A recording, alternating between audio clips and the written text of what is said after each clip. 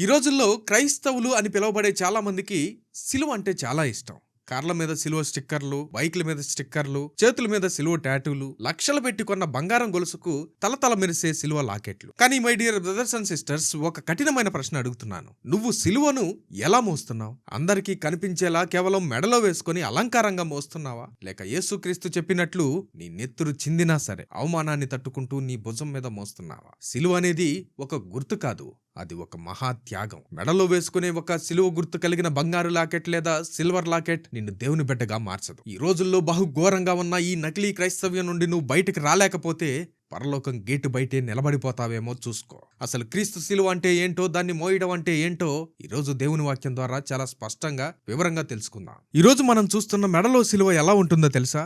అది చాలా స్మూత్ గా ఉంటుంది. దానికి ఏమాత్రం బరువు ఉండదు. అది చర్మాన్ని కొయ్యదు, రక్తాన్ని చిందించదు. అది కేవలం ఒక సేఫ్టీ లాకెట్ లాగా, ఒక అందమైన అలంకారంగా మారిపోయింది. సాతాను ఈ రోజు క్రైస్తవులను ఎలా మోసం చేస్తున్నాడో తెలుసా? నీ మెడలో సిలువ వేసుకో, ఆదివారం గుడికి వెళ్ళు, కానీ సోమవారం నుండి శనివారం వరకు లోకంలో ఉన్నవాడిలాగానే పాపంలో బ్రతుకు అని మోసం చేస్తున్నాడు. నీ మెడలో ఉన్న సిలువ నీ కోపాన్ని, నీ బూతులను ఆపుతోందా? నీ మెడలో ఉన్న సిలువ నువ్వు రహస్యంగా చూస్తున్న చెత్త వీడియోలు, వ్యసనాలను ఆపుతుందా? లేదు. నీ మెడలో ఉన్న సిలువ నువ్వు పాపపు కార్యాలు చేస్తున్నప్పుడు నిన్నాపుతుందా? లేదు. ఎందుకంటే మెడలో వేసుకునే సిలువకు ఆత్మ నిగ్రహం అవసరం లేదు. ఎవరైనా ఏమైనా అనగానే ఎదురు తిరిగి కొట్టేయొచ్చు, నచ్చినట్లు పాపం చేయొచ్చు. ఇది క్రైస్తవ్యం కాదు. నేను క్రిస్టియన్ని అని చెప్పుకోవడానికి ఒక సింబల్ వాడుకుంటున్నావు తప్ప నీ జీవితంలో క్రీస్తుకు చోట్లేదు. ఇప్పుడు కల్వరి కొండ వైపు చూడు.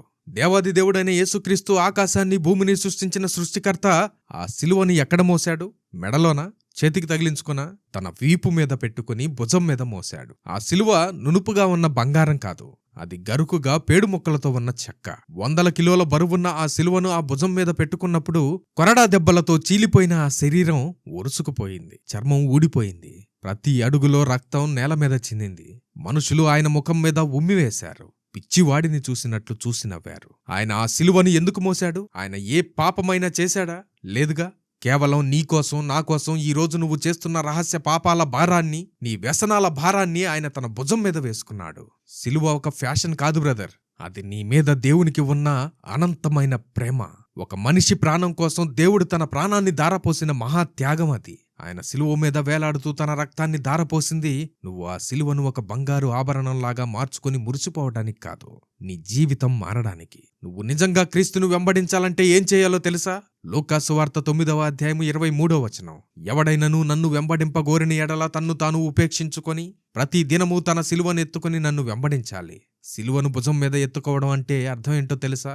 దానికి 3 లక్షణాలుంటాయి. మొదటిగా తన్ను తాను ఉపేక్షించుకోవాలి. సెల్ఫ్ డినయల్ అంటే నీ ఈగోను చంపేయటం. నాకిది కావాలి, నా ఇష్టం, నా శరీరం అడుగుతోంది అనే మాటలు నీ నోటి నుండి రాకూడదు.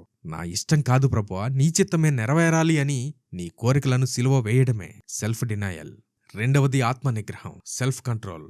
నిన్ను ఎవరైనా కారణం లేకుండా తిట్టినప్పుడు, తిరిగి తిట్టాలని నీ నాలుక ఊవిల్లూరుతున్నప్పుడు నీ భుజం మీద ఉన్న సిలువ క్షమించు అని చెబుతోంది. ఏకాంతంగా ఉన్నప్పుడు పాపం చేయాలని శరీరం లాగుతున్నప్పుడు ఆ సిలువ పారిపో అని హెచ్చరిస్తుంది. నీ నిగ్రహమే సిలువను మోయటం. మూడవదిగా సాక్రిఫైస్, త్యాగం.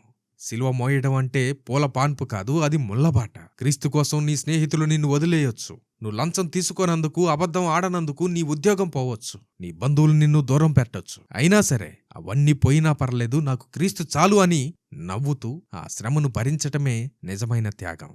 మత్తయి సువార్త 10వ అధ్యాయము 38వ వచనం. తన సిలువను ఎత్తుకుని నా వెంబడి రానివాడు నాకు పాత్రుడు కాదు. సిలువను మోయకుండా నువ్వు రోజుకి 10 గంటలు ప్రార్థన చేసినా, ₹1,00,000 చర్చికి కానుకిచ్చినా దేవుని దృష్టిలో నువ్వు జీరో. అపోస్తలుడైన పౌలుకు సిలువ అంటే ఎంత ప్యాషన్ ఉందో చూడండి. గలతీయులకు రాసిన పత్రిక 2వ అధ్యాయం 20వ వచనం. నేను క్రీస్తుతో కూడా సిలువ వేయబడి ఉన్నాను, ఇక నువ్వు జీవించువాడను నేను కాను, క్రీస్తే నా యందు జీవించుచున్నాడు. పౌలు గారు ఇక్కడ ఏమంటున్నారో తెలుసా?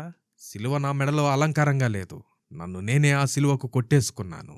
నా పాత బ్రతుకు, నా అహంకారం, నా పాపం అన్నీ ఆ సిలువ మీదే చచ్చిపోయాయి. ఇప్పుడు బ్రతికున్నది నేను కాదు, క్రీస్తు అని ధైర్యంగా ప్రకటించాడు. అది నిజమైన క్రైస్తవ్యం. దేవుడు నిన్ను ఈరోజు ఒకటే ఒక మాట అడుగుతున్నాడు. నీ క్రైస్తవ జీవితం ఎలా ఉంది? అందరికీ కనిపించే షో ఆఫా? అందంగా ఈజీగా ఉందా? అయితే నువ్వు సిలువ మోయడం లేదు. సాతాను ఇచ్చే మార్గం చాలా సులభంగా విశాలంగా ఉంటుంది, కానీ అది నిన్ను నరకానికి తీసుకువెళ్తుంది. క్రీస్తు మార్గం ఇరుకుగా, శ్రమతో, అవమానాలతో బరువుగా ఉంటుంది, కానీ ఆ సిలువే నిన్ను పరలోక సింహాసనం దగ్గరికి చేరుస్తుంది. దేవుడు నీ పట్ల చూపించిన ఆ రక్తపు త్యాగాన్ని తలుచుకో. ఆయన నిన్ను ఎంతగా ప్రేమించాడంటే నీ పాపాల శిక్షను ఆయన తన భుజాల మీద మోశాడు. భూమి ఆకాశాలను శాసించే దేవుడే నీకోసం ఆ సిలువను మోస్తే కేవలం ఒక మట్టి పురుగువైన నువ్వు ఆయన కోసం ఒక చిన్న నిందను, చిన్న కష్టాన్ని, నీ శరీర కోరికలను సిలువ వేయలేవా? ఈరోజే తీర్మానం చేసుకో. కేవలం అలంకారం కోసం సిలువను వాడుకోవటం ఆపేయ్. ఆ నకిలీ క్రైస్తవ్యం నుండి బయటికి రా. కన్నీళ్లతో ఆయన పాదాలు పట్టుకో. ప్రభువా, ఇన్నాళ్ళు నా స్వార్థం కోసం బ్రతికాను, కానీ ఈ రోజు నుండి నా సిలువను నా భుజం మీద ఎత్తుకుంటున్నాను. నా జీవితంలో వచ్చే ప్రతి శ్రమను, అవమానాన్ని నీకోసం సంతోషంగా త్యాగం చేస్తాను.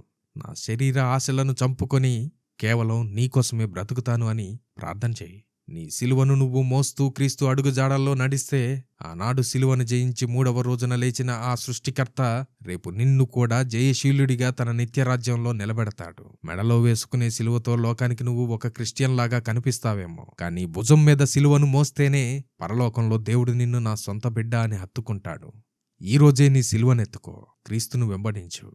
వచ్చుచున్నాను రాజాగే రాజు మహిమాన్వితుడా